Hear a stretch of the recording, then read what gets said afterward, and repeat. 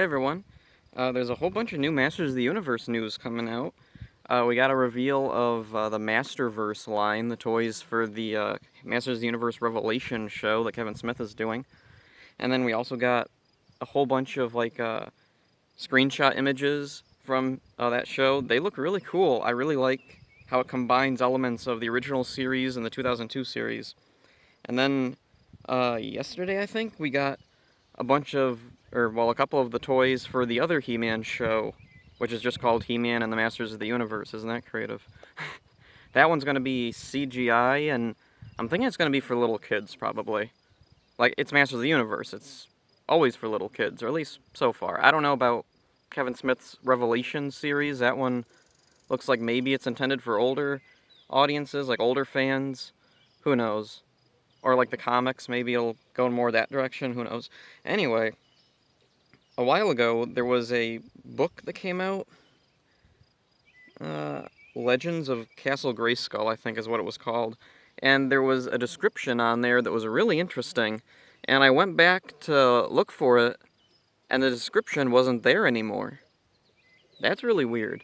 So I'm wondering, does that mean that they're still, like, in production on whichever series that is? I think this is the CGI one. So I'll read the original description that I had saved.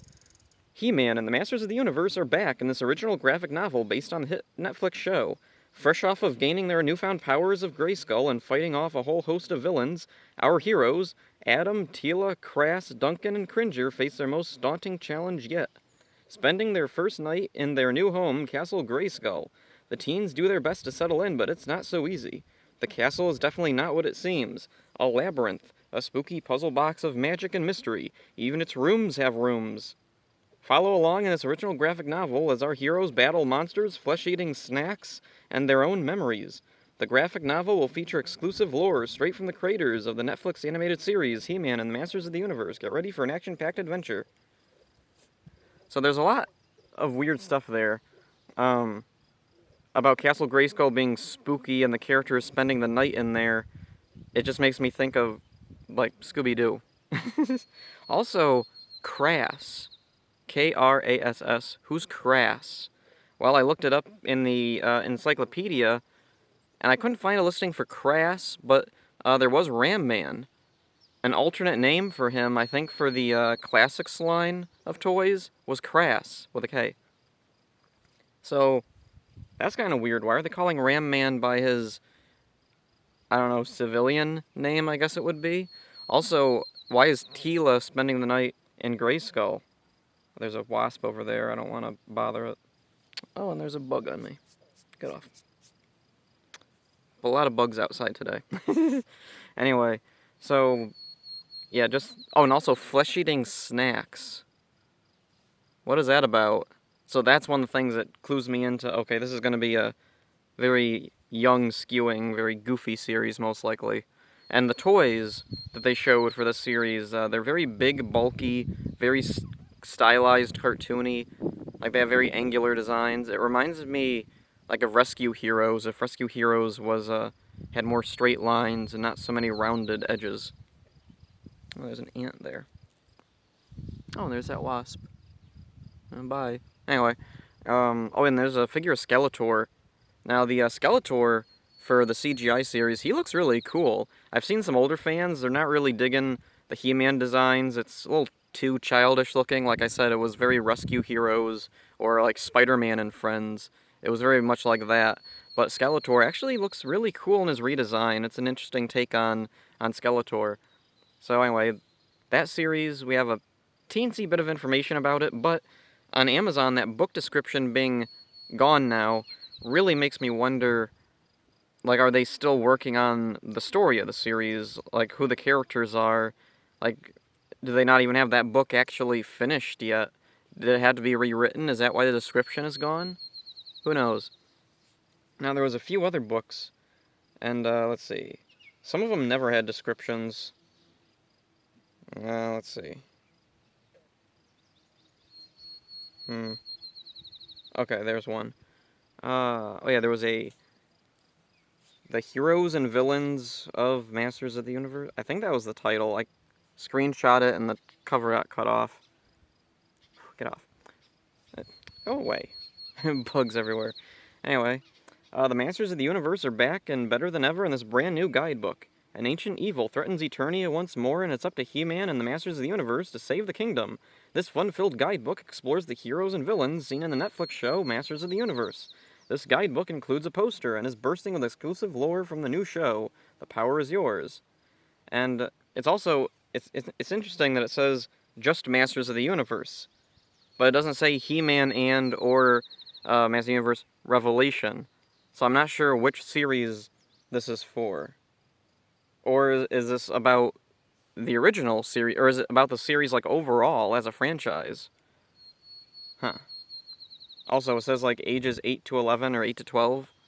So if that is for Revelation, then I'm thinking, okay, so is it going to be more like the 2002 cartoon where it has kind of an all ages thing? Like there's a little bit more maturity than in the 80s series. Like it's a little bit geared for like it can be enjoyed by adults as well as kids.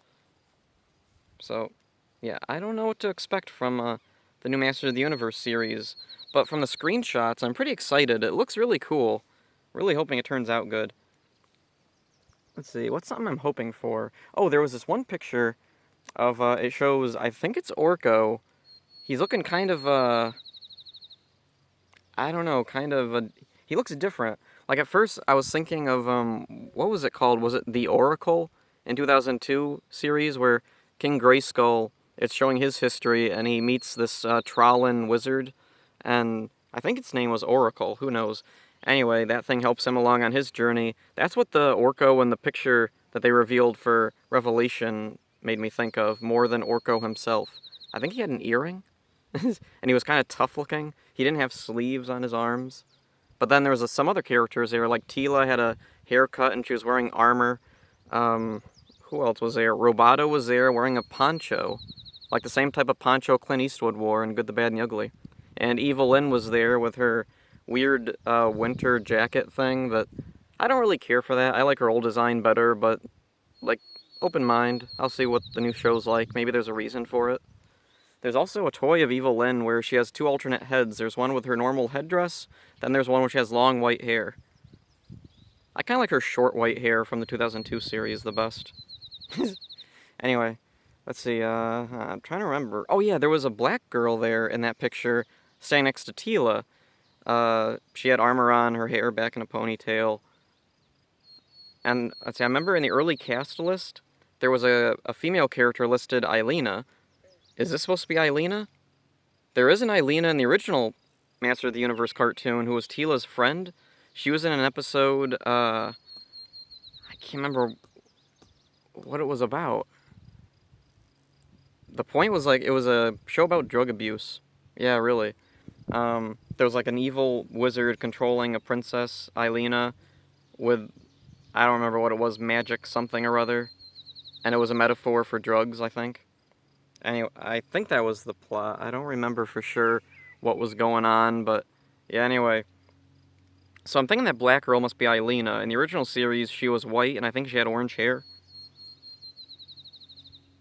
So yeah, if they take a character like that and alter them, I don't think that's that big of a deal. The only weird thing is that Revelation, they keep pushing it as it's a continuation of the original series, which, well, if you're changing a character's race, it's not really a continuation anymore. You're rebooting it, even if, like, it's a soft reboot. That's still a reboot, not a continuation.